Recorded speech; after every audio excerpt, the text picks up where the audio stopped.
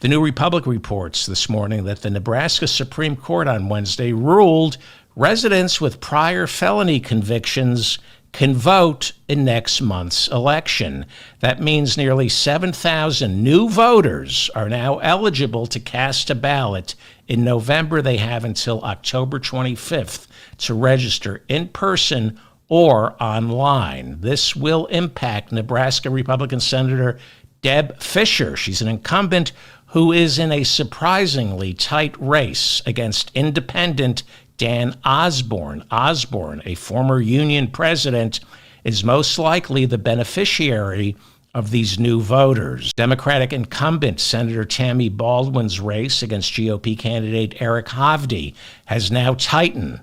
Baldwin has been running ahead of Hovde all year, but a new leaked internal memo written by the National Republican Senatorial Committee's polling unit shows Baldwin is now trailing Hovde in Wisconsin by 1 percentage point.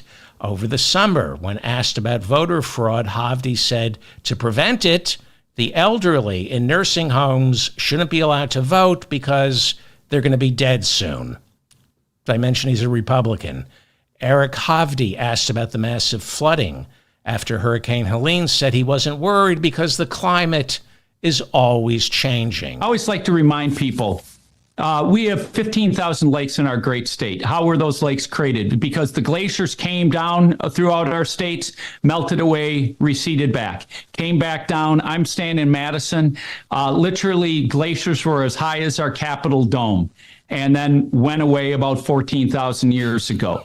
So the climate's always changing. The climate's always changing. Relax. A comet 8 miles wide once hit the Yucatan Peninsula and wiped out the dinosaurs. The climate is always changing. Was the comet man-made? I have no idea. I do know the comet wiped out the dinosaurs, but the humans survived.